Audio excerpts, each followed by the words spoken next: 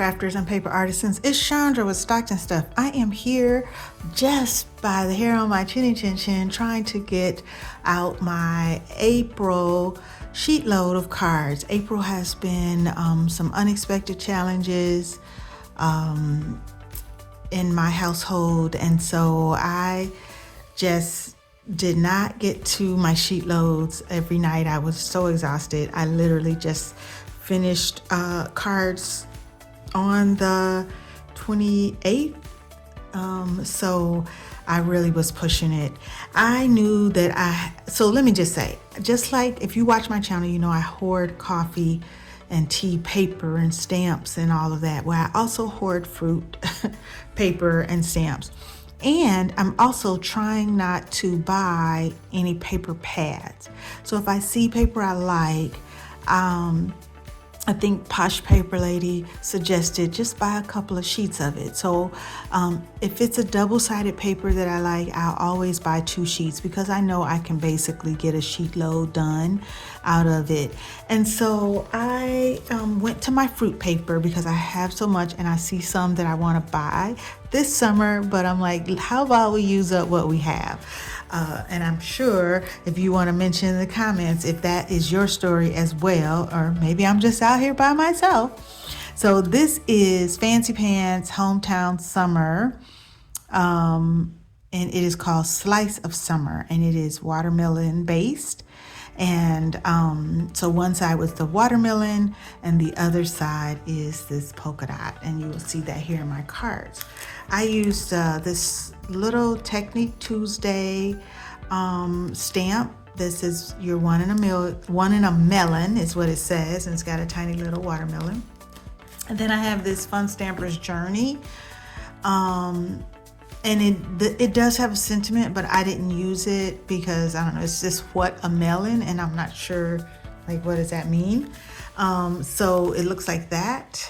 And so I actually had the stamp and the die. I'm sure it was some Spellbinders sale that I got it. And again, I hoard fruit and fruit dies and stamps and paper. So what I did was first and this is something I usually never do. So Call Me Crafty Al will do, she'll have you cut it so that you have a flip-flop of the double-sided paper. But I'm not always using double-sided paper, so it doesn't always work out. Or you may be like me, I don't always like what the other side of the paper looks like. But this was fine. So again, if you watch my channel, every set it's gonna have a few pink and green cards in it. And so I did a pink base here and the card base, and they're not actually matching because I have so many shades of pink, and on some of them I'm down to like a couple of sheets, and I'm trying not to buy any solid paper until I just absolutely have to.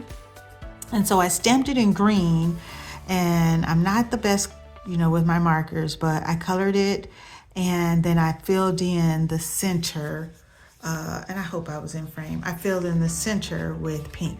So pink card base and the melons, and then I used the polka dot as the background, and they're basically all the same.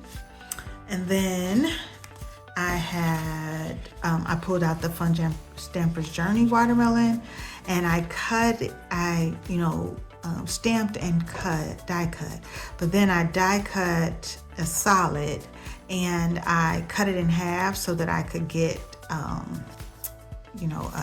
a frame around it.